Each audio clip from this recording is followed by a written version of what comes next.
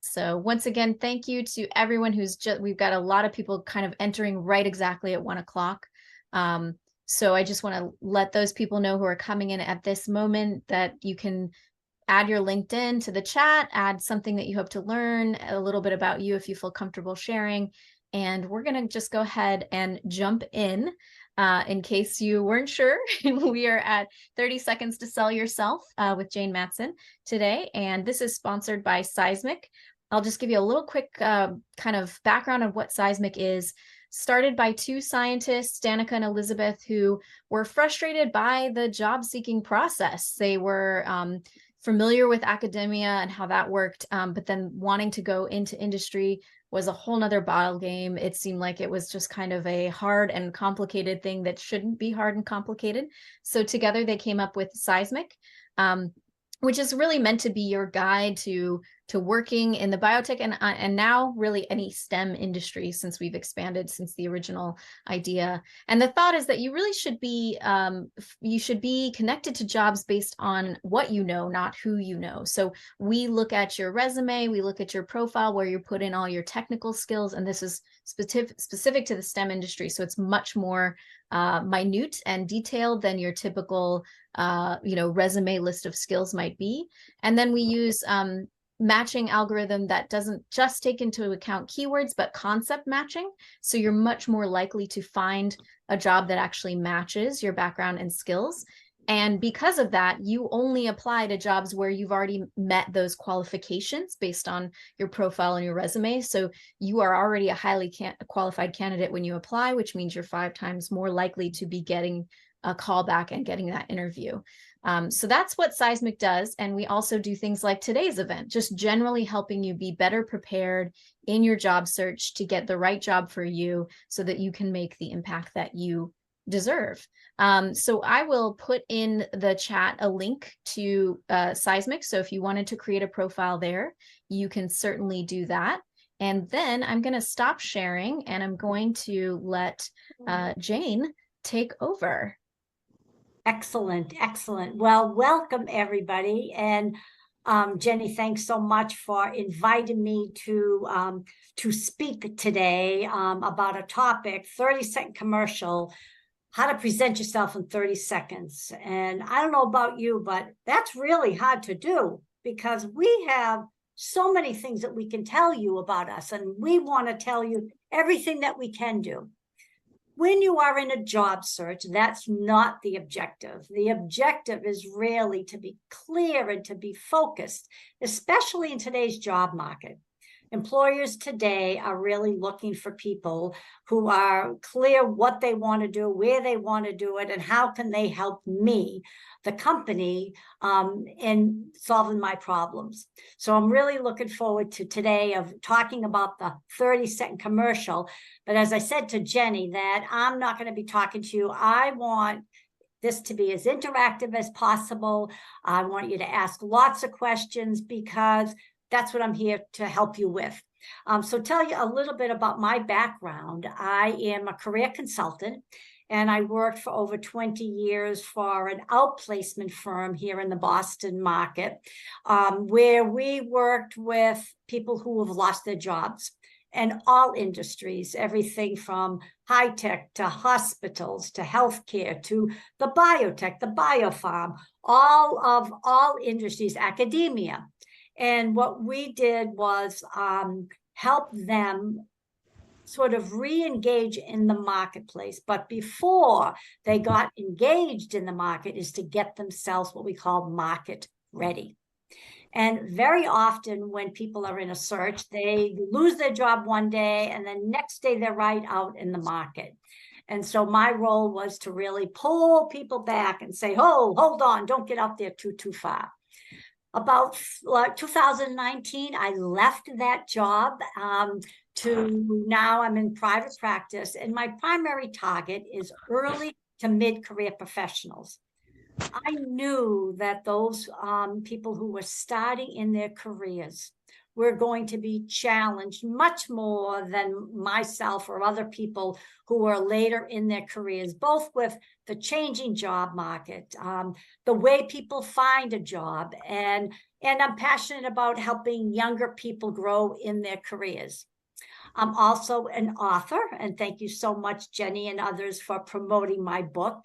And I wrote a book on how to develop relationships, because in your job search, you are going to be networking.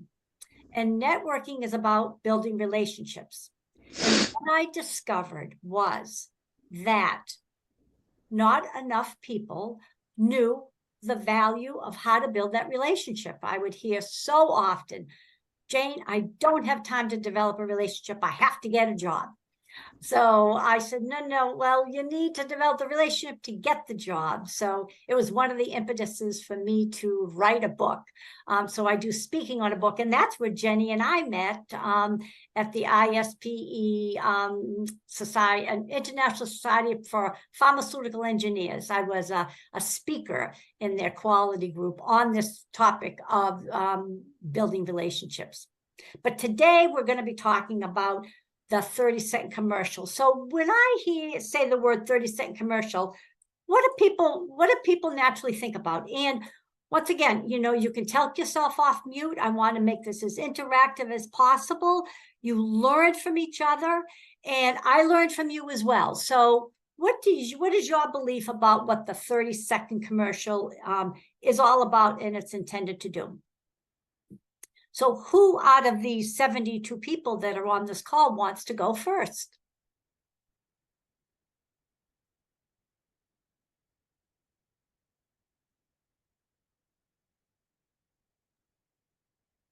No one wants to tell me about what the 30-second commercial is? I can. Hi, my name is Erica. Thank you, Erica. And for me, what it is a very quick way to engage with a potential client or employer or anyone who you might do business with, and just quickly give them a brief rundown of what you do. And I'm going to end there. Thank you.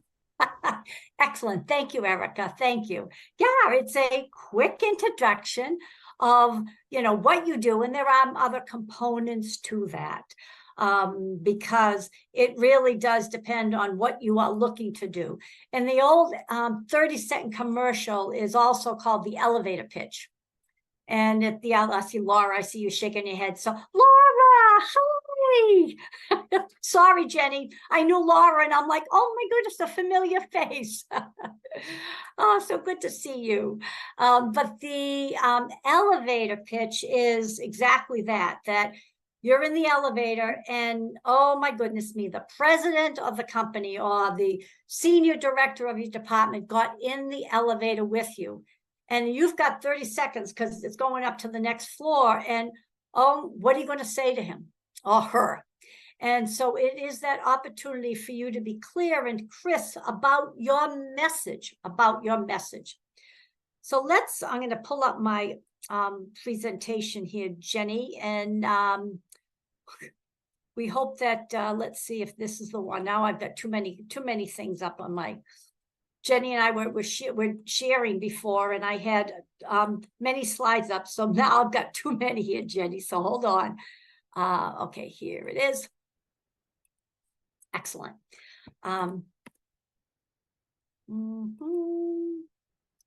Okay, let's see here. Okay. You know what? Bear with me because I think I've got my screens shifted. So what can you see on your side? Can you see components of a memorable speech? Okay, good. Okay, so what we'll talk about is what are the components of a memorable pitch. And it is all about the head, and I call it anytime we're about to present to talk about ourselves, whether it's in the interview process that says, tell me about your strengths. You want to tell them about the business. You want to tell them what are you really good at. But also you want to tell them about part of the humanality part, the human part of who you are. Because if you think about it, companies are hiring people that are human, and you want to know, they want to know a little bit more about who you are. So I always encourage people to either add that human component into it, or in what they say and how they say it, you want to make it, it's sort of like have you come alive. So that's a couple of the components of what belongs in the actual 30-second commercial. The other important thing is for you to know your audience. That becomes a very important thing, because your 30-second commercial will change all the time. It's who am I speaking to, and who knows my business. So if I was speaking to a career consultant and someone who was in my business, I can use terminology like the MBTI, Myers-Briggs type indicator. That's an assessment tool. A lot of people would know that. But if I was talking to someone else, maybe in finance, and I just chose finance, they might not know what that is. So I might need to define it, what I call parenthesize it, because I need to let them know what I am talking about. So the most important thing is to really know your audience. And I know a lot of you that are on this call today have a technical background. And when you have a technical background and you're dealing, because I saw one of the, someone in the chat that had, okay, let me see if I can even find it really quickly here, because it was so it's Isadora, and your postdoc at UCSD working in microalgae ecology and evolution. So Isadora, you might, if you're talking to someone that doesn't know what you do, you might need to explain to them, I guess in layman terms, what that is. Because everybody we meet has something to offer us. I believe that everybody we meet has something to offer us. And if we give them, the other person, something as a hook, then they're going to be drawn towards you. And when you are in a search, you want people to be drawn towards you and ask you more questions. But if you give them a language that they wouldn't even have a clue what you do, then they might say, oh, can you tell me more? Or they might just shake their head. So it's knowing your audience becomes real important to do that. And then what it becomes is, what is it that you want them to know about you? What is it that you want them to know about you? So today, when I did my brief introduction about who I am, I didn't tell you that my first career was working for a medical device company. Some of you on this call may have heard Millipore Corporation. Now it's part of Merck. I worked in quality assurance, working with regulatory affairs, documentation. I worked with all people all around the company. Would you need to know that? No, because that isn't what I need to know today. You don't need to know that I have that background. It's really, I wanted you to know who I am today. So that's where it's about, we need to be thoughtful about what we tell people. So that becomes an important thing. So then, and I apologize, my screens have switched here. So that's where I'm looking at both slides here. I get two cameras going. So components of an elevator pitch. Who are you? Like, how do you define yourself? And I'll give you an example that I call myself a career coach. But if I didn't tell you a career coach for early to mid-career professionals, you would think that I coach everybody and anyone. Well, in reality, I do. However, my target audience is early to mid. That doesn't mean I don't have clients that are later on in their career, but I want you to know that I do the early to mid-career. So it becomes an important part about, who are you? What's your identity? Your functional area. the industry, and depending on where you are, if you are looking for a job and you're working, you can say your existing company. If you don't want to say your company, you can say your industry. But to introduce yourself, you really want to talk about who you are. And what happens so often is that you got to be careful about generalizing who you are. I'll give you a really good example that I work with a lot of HR folks, mostly not necessarily, of course, some as clients, but more as like a partner. And also I do speaking to a lot of those groups. And when I do this 30-second commercial, I would say 70%, a very high percentage. Hello, I am an HR business partner. I am a chief people officer. I am an HR professional. Well, that does not tell you anything at all, at all. So if you are a principal scientist, like in what area? If you are a researcher, in what area? So that beginning part of introducing yourself becomes really, really important, because once again, it's about how do you want to present yourself? So I'm going to stop here and ask a question. So how many, and maybe, I don't know, Jenny, maybe you can do it raising their hands or something, that how many of you are wanting to tell people in your search more than one thing of who you are or what you do? That I want people to know that I can do this, I can do that, I can do this. How many people kind of want to keep their options open? Okay, 2 raised their hand. We got some raising their hand, which is great. Let me check it out there. Raising the hand. Okay, we have that. So 6 participants raised their hand. Okay, so it looks like, oh, you are good, Jenny. You are good. Oh, good.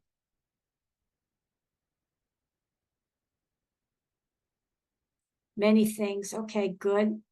Okay, so it appears that there are many things. So that's excellent. Excellent that you've answered the question. But so here is the situation. You may think you want to keep the options open. However, companies, I said this briefly in the beginning, companies today want you to know what you want to do. And you may think by keeping your options open is going to get you a job sooner because you don't want to pigeonhole. You want to do so many different things. And I will tell you, when we'll talk about it in a moment, that the more focused you are on what you want to do, where you want to do it, what you have to offer, the quicker you will be to find a job. But when you keep it open, it makes it really, really difficult for someone to help you. So to get back to that example with the HR. So last week I was at an event, sat beside an HR person. I asked her the question. She's in transition. What does she want to do? And then she started to give me that broad, I'm an HR. And I said, what industry? Well, I'm primarily, and she was primarily in pharma, but I'm open to any other industry. Nope, that's not going to help you, because companies are going to say, well, you want anything, or where does your expertise lie? So what becomes important is know, really exactly assess what you want to do. So another question I have, how many of you really, for those of you who are in a job search, sat down before you embarked on your search, really thought through about what you want to do, where do you want to do it, and what are your 3 areas of expertise that you're really, really good at and you want to do in your next job? How many of you sat down and went through that sort of assessment? So we get 2 people raising their hand. Excellent.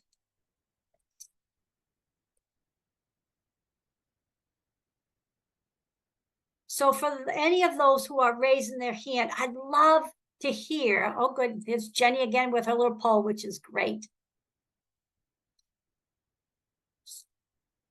Okay, so it looks like here. Okay.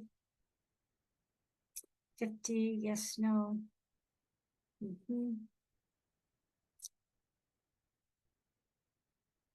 Okay, so the numbers seems to be going more in people didn't do it versus people did do it.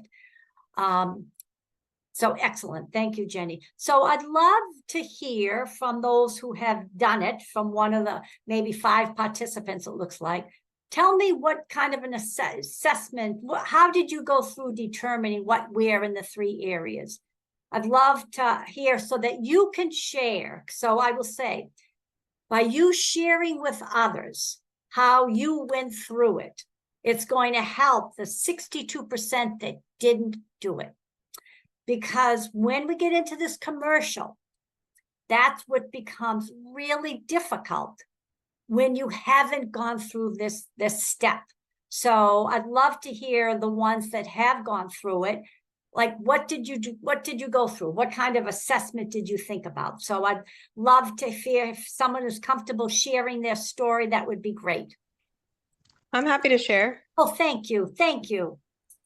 Yeah, so the thing that I did was I just transitioned to a new job in a similar industry, different kind of adjacent field.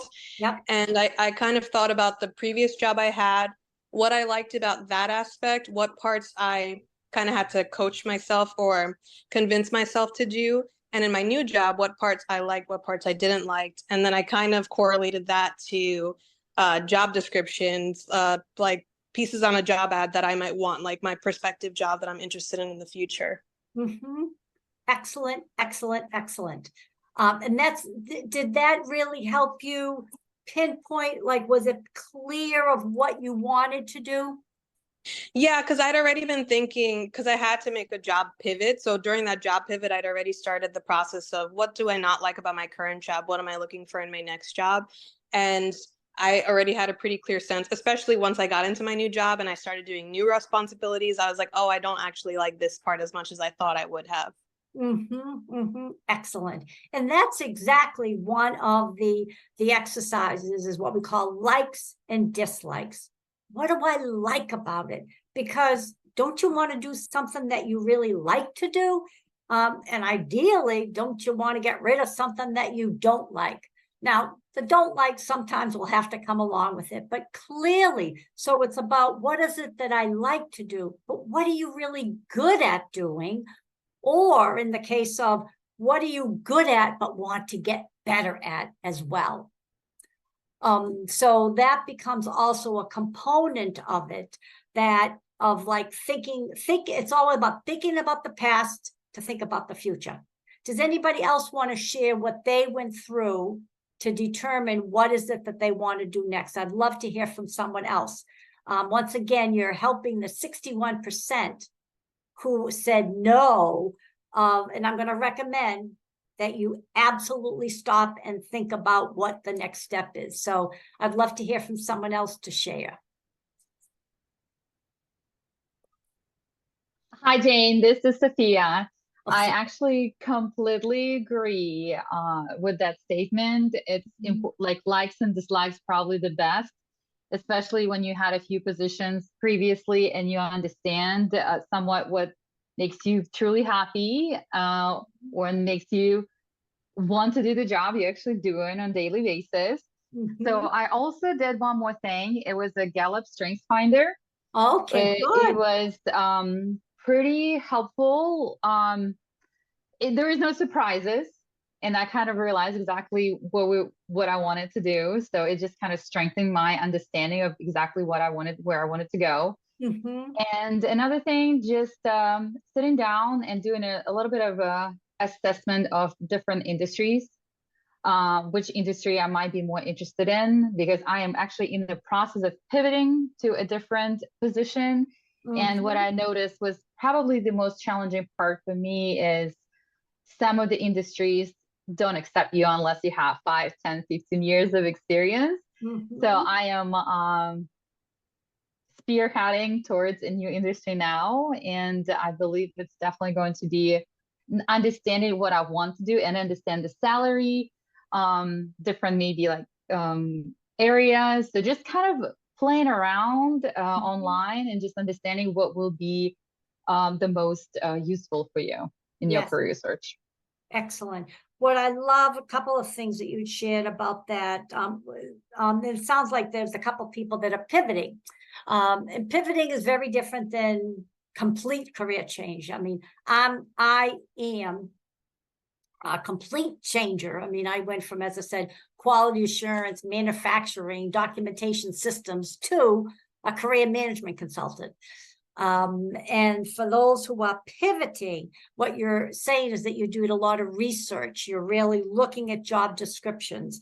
And that's part of what you need to be doing as well. But both cases, there was some assessment. Assess where you've been, where you're going.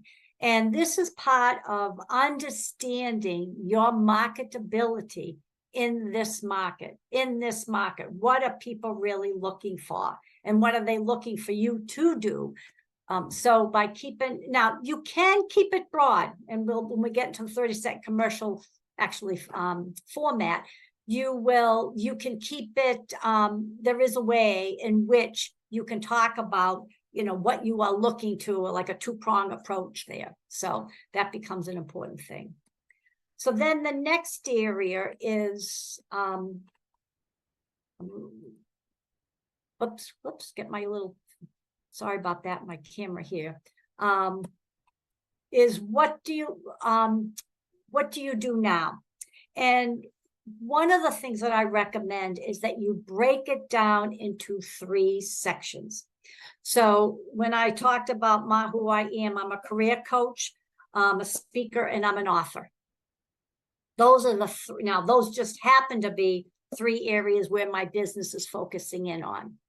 And the reason why I like to break it down in 3s, because if we talk any more about 3, could it be 5? Yes, but I believe we're really, really good in the top 3 areas.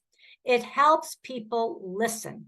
So when you're talking about, your role, part of it is in my previous role, I was responsible for. And I encourage you to do, these are the 3 areas where I was responsible for. 1, 2, 3. When we guide people to hear what we want them to hear. So if I said 3, you're going to be listening for 3. If I say the first area, the second area, and last, they are going to listen to you. But when you fill your commercial with words that, like, I'm trying to figure out what exactly did you do, then it makes it even more difficult to pull it out. So, and once again, I encourage you is that, to head and heart. So the people who are on this call, I'm sure some of you are leaders, some of you are managers. If you want to be managing people, then you might want to be adding that into what you're responsible for. And that's why it becomes really important for you to think about, how do you introduce yourself? Also, one of the things that in the introductions that I often hear is layoffs. So how many people on this call are in a layoff position where they were laid off in their former role? Maybe we can just do another show of hands. Okay, 3, 5, okay. So, okay, so we have 5 people, not many. Okay, so we don't necessarily have a lot here on this call that have lost their jobs. So let me ask you, for those who do, in your 30-second commercial, do you include that you were laid off and you give the reasons why? You can even put it to the chat. Okay, I'll do that here. No, okay, so Tracy, no. Okay. So Derek, would you, okay, so all of you say no.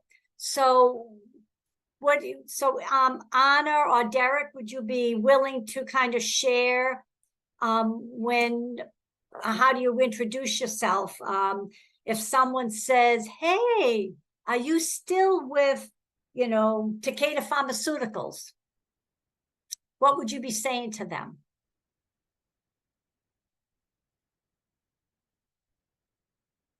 Anna or Derek or Tracy, would you be willing to speak? Yeah, so if someone straight up asks me if I'm still with the company, then I'll say, well, no, there was a restructuring and I'm currently looking for new opportunities. If they don't ask me, then I just speak about the work that I did there. Okay, the work that you did there. Okay. The work meaning, in my former company, I did X, Y, and Z. Yeah, so the way I usually phrase it is they'll say, oh, so like, because I'm currently interviewing, they'll say, tell me about your time at PTC. Like, what are you doing at PTC? I'll speak in the past tense. Yeah. But I won't outright say, well, I'm not there anymore, but here's what I did. Oh, okay. Okay. So you don't always share that you're no longer there. That's right. Unless they specifically ask, I usually just skirt around the issue because I don't want it to detract from what I'm saying. I'm often worried that they're going to then fixate on like, oh, well, why aren't you there anymore? Or things like that. Okay. Although I'm not necessarily talking about that, but the 30-second commercial can also include, I recently transitioned out of PTC due to an organizational restructuring, and now I am looking for, or now I'm in transition. So companies today don't really care that people are in transition. So you want to also be careful of them finding out that you're no longer there and you didn't say it. So that's all another thing. So it doesn't matter if you have been laid off, because it does not affect a job search. But I just was curious as to what people were saying about why you're no longer there, because that's your public statement, which is very different. So Jayne, Tracy also mentioned in the chat that it might change the bargaining position if they know that you are currently interested in and don't have a job that you're weighing, like maybe they can get you for cheaper or something like that. Do you have thoughts on that? Oh, yes. Well, let me ask Tracy, have you experienced that, Tracy? Have you experienced that your negotiation has been diminished because you are unemployed? Have you experienced that? I've only ever looked for work while I've been employed, so I've never actually had to come out of being laid off. But as somebody who's interviewed before, I did find that when interviews were reviewed by the reviewing team later, there definitely seemed to be they felt like they had a higher bargaining position for people who were looking for work. Not that there's desperation from a candidate, but it definitely changes the dynamic. So the only other thing that changes that again is if the candidate has multiple offers. But the fact is that somebody who's working is technically desirable in some way. Mm-hmm. And if they're not working, maybe there's something less desirable. Yeah. It's a really weird psychology thing to me. Yep. So I'm glad you asked that question. So the answer is no. There is no, I'd have to really think hard if it ever. I haven't had anybody, because they were in a position they were laid off, they're in transition, that ever affected their negotiation. Never. Because it's such an acceptable norm today. I mean, it has been for many, many, many years. So I would try not to have that deter you. Because what it is, Tracy, it's all about what you say about why you're no longer there. That's really the key. So it really doesn't necessarily affect it there. But great question. I'm glad I asked that question there. Happy, did you have a question? I see that you've raised your hand. Do you have a question with that? Hey, yeah, I do actually, along the lines of what you just discussed. So I finished my PhD about 2 months ago, and I've been actively looking for work, and I've been constantly interviewing too. So I interviewed back to back for about 8 weeks before stopping fully. I always worry that that's gonna, like, that time period of quote unquote unemployment, which it is gonna count against me over time, maybe not right away, if it goes to like 3 months, or how does one, or does that not really matter? No, it really, so I'm really glad you bring this up. It does not matter. It does not matter. Now, if you're out for a year, that matters. And so, yeah, if you're out 3 to 6 months even, as long as you have a reason as to why you're no longer there. Right. That's really, or not to why, if you have been in a long search, then what have you been doing? And so I coach people all the time on what do you say? And most of the time they're filling their lives with something else that's bettering themselves. We can put it on the resume, put it on LinkedIn, but no. A gap in a resume or gap in work experience doesn't matter at all. So, so good questions there, good questions. So as I continue on with the components of the actual elevator pitch, it is now the specific areas. So this is about, once again, the skills that you want to be using in your next role. That becomes the important thing. So as an example of an elevator pitch, and so there are many ways that you can approach the 30-second commercial. And that's why it goes back to knowing what you want to do, knowing who you are, knowing your areas of expertise. Because once again, if not, it can necessarily be all over the place.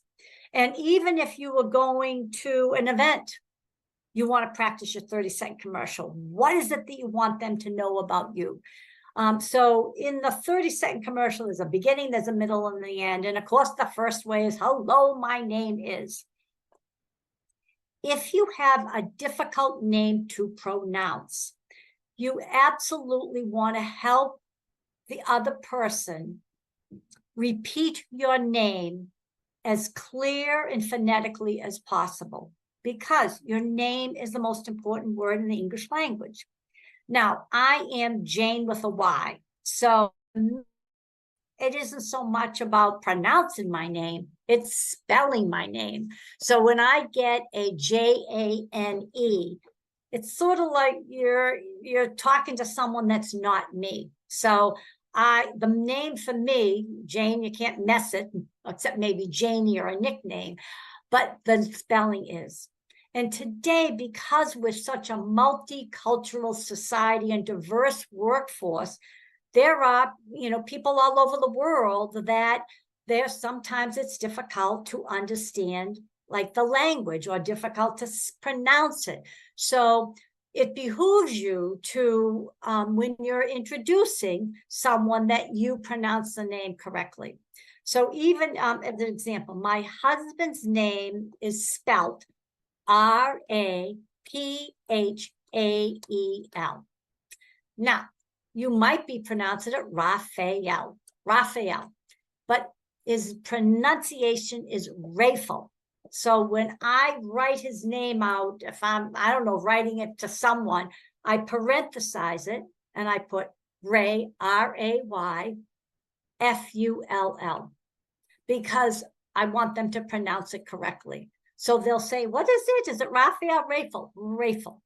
So for all of you, you want to help people understand your name. It becomes real important. And that's why even if you are a name tag, when you are at an event, something, definitely put it, parenthesize it, because you don't want people to start describing you by, the woman with the pink shirt and she had glasses on. I don't know about you, but I want to be described for my name and what I do. So that's what you want to do. Well prepared with confidence. That's part of the 30-second commercial, is that you're confident about it. And once again, my name is. Once again, my name is, because you want them to remember your name, just what I said, in case it's a difficult name to pronounce. So here's an example. So this right here was an example of a client that I worked with that put her 30-second commercial to work. Hello, my name is Laura Smith, right? Hello, my name is. I am a digital marketing strategist for Brand Z. She tells exactly what she is. And in this case here, she identified what the company is. Now, for a lot of you on the call, some of you may be working for a well-known company and you don't need to explain it.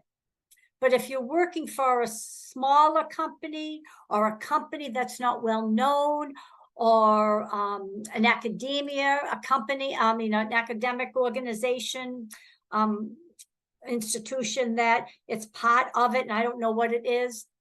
Same thing. It's sort of like the parenthesis. Tell me just a little bit about it. And in this case here, it's a high marketing company that identifies target marketing strategies. In my role. So this particular one, in my role, and see, there's like some short co-led executed, kind of short and sweet. And then her commercial had within 2 weeks of a kickoff, my client's SEO has increased by 20%. So you can even add to it something that you are really proud of. So for me, I could be saying 20, that would have been a low number. So 80% of the people that work with me get hired within the first 6 months of them working with me. Now, it's not 6 months, but I mean, because a lot of people do want to say, how successful are you helping people get jobs? So if I measured that, because that's very difficult because everyone's in a different place, then you'd say, oh, I want to work with this person.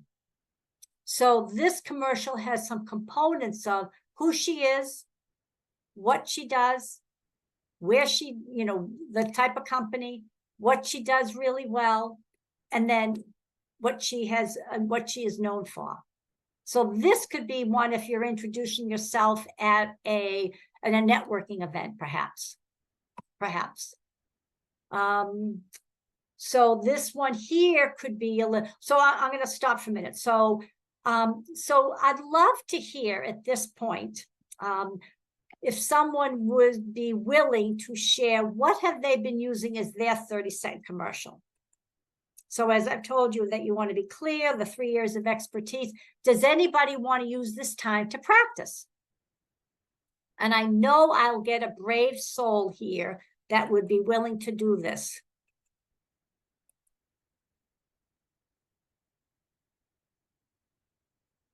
So anybody comfortable speaking up and saying your commercial? And I'll give you some feedback.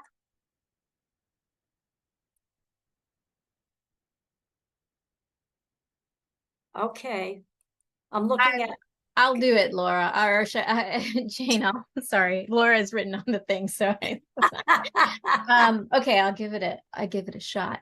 Hello, my name is Jenny Kelly, and I work for Scismic, and I help scientists find jobs and transition from academia into industry. And within 3 months of starting work, I increased the attendance at our webinars from around 20 people to around 300 signups. And once again, my name is Jenny Kelly. Excellent. Excellent. So that's short and sweet, right? And so if I hired you to help increase attendance, you've given me something to work with and something that I can hear. So the audience, remember I talked about a moment ago about like know your audience, know what you want to say.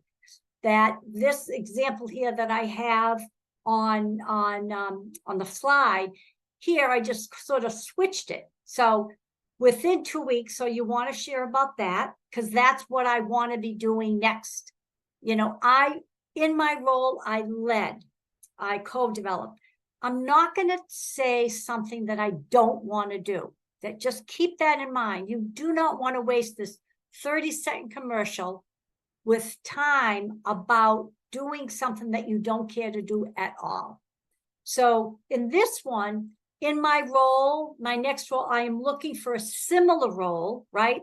Where I can use my knowledge and expertise in using social media to increase brand awareness. This becomes important to repeat a little bit because if you said to me, I want to do what I did in my similar role, without reiterating some of what you've done, I am going to forget it because I'm just going to like, what did you do before?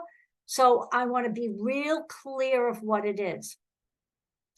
Also, my target companies are. So in your search here, because we're talking just one component of a job search, one component, you hopefully have some target companies because the 30-second commercial sets you up for networking, sets you up for informational interviews. And you want to have some target companies. You want to have target industries. So those of you who are pivoting, if you're pivoting into a new role from one role to the next, you can share that. But if you're pivoting industries, you want to tell me the industries that you are targeting. So in this case here, my target industries are. So I know now a little bit about you, what you do really well in my target industries. And once again, my name is. Once again, my name is, because that becomes an important part as well, to repeat, like repeat your name. So the 3 Ps of a great elevator pitch: prepare what you're going to say. That becomes important. What are your accomplishments? And that, you know, the accomplishments even go back down to, hopefully you're spending time in your resume, that you have developed an accomplished focused resume with results, because that's going to help you with your 30-second commercial. So a lot of it is, what do you do first before you even begin? So that is like really important, is to write it down and to prepare for it. Practice it out loud. That's why I always encourage people to practice with me. Practice, if I was doing a workshop, I say, you want to practice with me because I'm going to be forgiving. I'm going to give you feedback where someone else out there might not be. So you want to practice with a friend. How does this sound? Did I sound clear enough? So you want to say with confidence and conviction, and ask for feedback to adjust for comfort. When I was in my career search, in my first career, I did not know what I wanted to do, but I was passionate about exploring the unknown. And that passion of excitement really was the key to my success, that got people to connect me. So find something that is the hook for you. And present your audience as if you were your command performance. So it's got to be done with confidence. And the way you do it with confidence is clearly that you know what you want to do.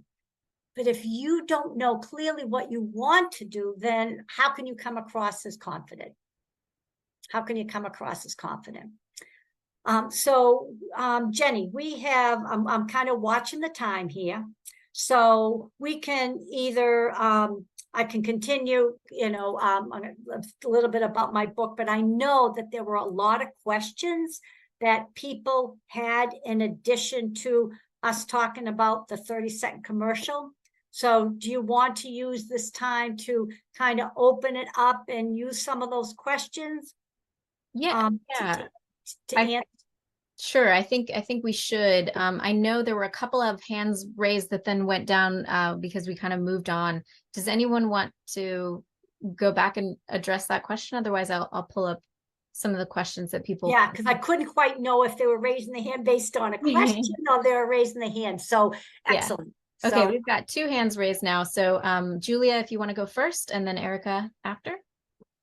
Yeah, hi. Yeah, thank you. I just wanted to ask, but I didn't want to derail the conversation before when we were talking about career gaps.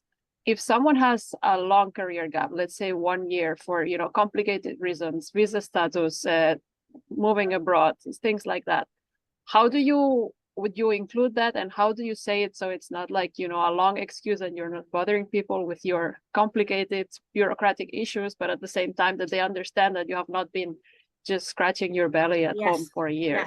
Yes, and that's a great question. So a couple of things, that when not so much now, but when COVID, you know, when we had COVID, companies were clearly understanding when there was this gap between 20 2020 and 2022 because it was COVID. That's all you could even just put that on your resume and people would know. So what I would probably do with you is I would hear what like sort of some of the complications, not that I'd have to get into the personal, but I might put something on your resume, and it could be, let's say you traveled abroad. You could put something on your resume as, well, definitely on LinkedIn, but even on your resume, you could put, where the gap was. And it could, and I get very creative. It could be traveled abroad, and then it could be sort of a simple bullet as to why the reason about traveling abroad.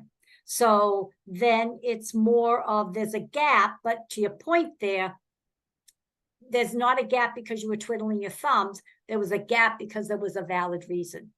And you kind of do want to put something there because a year without anything people might question it.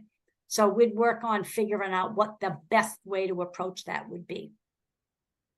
And just from the chat, what is a mental health gap a legitimate thing to put in, or how would you? Yeah, that one's a real tough one. So my gut says I wouldn't put anything at all pertaining to the mental health, even though I know it's so legit. I guess it would have to be, it's really hard to kind of come down at one point to give the feedback, but I probably would not put a mental health. I might put something, and it could be involved in, I can't even think off the top of my head. That's something that's going to really make sense. I think that you'd have to figure out something, the best way to put that. And if it's a year, maybe you put a little bit of what you did during that year. If you had just the mental health, different story. But if you had mental health, but yet you kept abreast of what was going on in the market, you attended maybe some online conferences just to keep yourself engaged. It's all about filling in the blanks, and filling them in that you would not get discriminated against of not being hired. Thank you. Erica, do you want to go ahead and ask your question? I have a couple of questions, but I'm going to try to stay focused. One of them is, so along with my career and the path that I'm on, I also started a side business that has nothing to do with my professional development. So I am a project manager, and then my side business is I own a pet sitting business. Mm-hmm. Is that something that I should put? This has not actually doesn't have anything to do with the elevator pitch, but is that something that should be advertised on my LinkedIn and on my resume? Okay. So I'll reverse the question. What benefit would it serve to be on your resume or LinkedIn? What benefit do you think it would serve? To show that I own my own company and have started a business and am accountable and responsible and have varied interests. Mm-hmm. Okay. Are you looking to work do you work in the startup area? Are you an entrepreneur by nature and working in companies that are entrepreneurial in nature? I have worked in a startup. Mm-hmm. Okay. So that's part of it. And so it's gotta serve a purpose.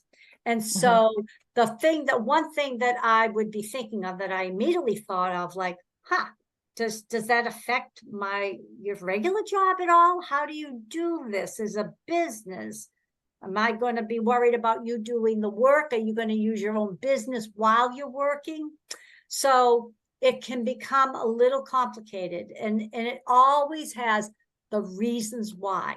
Why do you want to put it on there, and what message do you want to convey? So it isn't a yes or a no answer. It's always about me digging a little bit deeper and what's the best way to present this to the market. And because I'll give you an example that I have always been involved in 50 million other things other than work. always very, very active. And I would tell people that for a purpose, because I would convey that so they would know that I'm going to give you 110%. You give me 110%, but I'm not going to give you my life to this company because I have other interests. So that was always my impetus, to make sure that people knew I did something outside. So I don't think I gave you a yes, no answer. I guess it depends, and I'd have to talk a little bit further. It could be a good thing. May I ask one more question? Sure. Attached to the elevator pitch. So I've heard elevator pitches where people start off, especially if they're a consultant.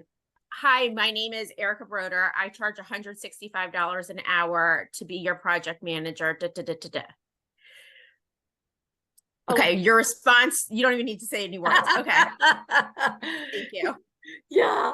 I was going to segue into it, but I'll wait to see if there's more questions. So I'm going to hold on to that last thought that you said. Other questions there, Jenny? We don't have any that are in the chat, but if anyone has thought of any, and I do have some from people when they registered. So I guess if there is anyone with a question, yep, looks like Sophia has a. Yep. Yes. Hi, I have a super quick question. When you apply for positions and then you get callbacks for interviews, a lot of times, of course, the first interview is with a recruiter, and then sometimes the job description is a little bit over exaggerated. So, however, they may be one particular thing that you have no experience in at all. And you've been still asked for the next step in the interview, and even asked for the next step with the hiring manager. So how can we set ourselves for success and put it out there? But at the same time, clearly we're intelligent enough to do the job. But how can we maybe overcome that challenge and situation and kind of like tackle it right then to set ourselves for success? So are you saying that there is something they've added to the job description? Yeah, added that was not on the job description, but yet you. No, it was there all along, and we're still applied because of the job market. However, it's but they invited us knowing that we don't have that experience on the resume. So if you get the interview, then obviously you have passed through the filters and that you have some qualifications that they're interested in. So that's great.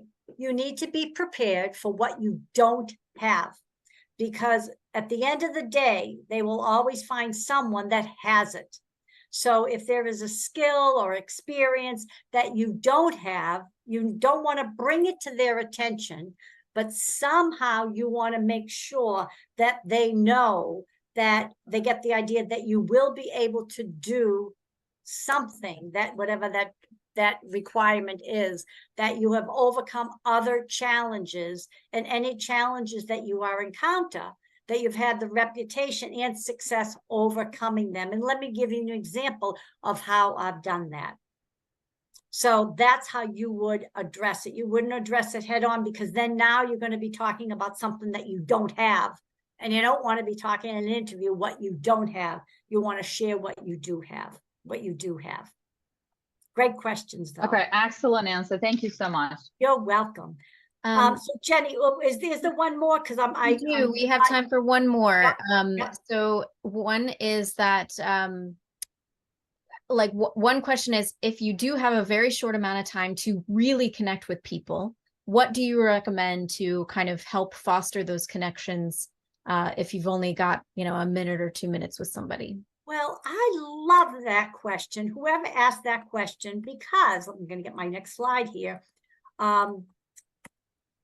So bear with me here. My next slide's perfect. Perfect. It was perfect for the consultant. Two question. Yeah. I couldn't have asked that any better. It's to buy my book. So this is, when we talked about the consultant that told you right off the bat, I charge $160. They're not going to get any business, because it's all for all of you in this search. it is about the relationship. And so it does take time to cultivate relationships. And so my book that I wrote, and this book very much I wrote because of working with so many job seekers, that they focus on themselves. And I get it. You're in a job search, you want to be looking. But the more you focus on other people, whether it's that consultant, never start off with about you. Well, how do you know what the problem is? And even the relationships, the more that you are engaged and interested in other people through my framework, you, me, you will always be successful, because you're going to care more about asking questions about others than sharing things about yourself. And it is all right if you don't say one word about you and you're talking all about them, asking all about them, you're going to make a connection, and it's going to be a quick one. And so you can buy it on Amazon, you can ebook, and also you can do the ebook and then also the virtual one as well. Audio rather. And this is where you can find me, my website, LinkedIn, Instagram, or Facebook. So it's at 2:00 here, Jenny. So, yep. So we'll wrap up. There are a few questions that didn't get answered. We're sorry, but you can connect with Jayne on LinkedIn and ask her those questions directly. I want to thank everybody for attending. And if you have a profile on Scismic, you will get the recording and the notes from this call later, probably tomorrow or the next day. And look for our next event coming in December. And we don't know what it is yet. So if you've got a topic that you're dying to know more about, email me and we can try to set something up. And thank you everybody for attending. And Jayne, thank you for your time. So everyone have a great day. Absolutely. Good luck, everybody, in your search. Yep. Great. Thanks, everyone. Bye.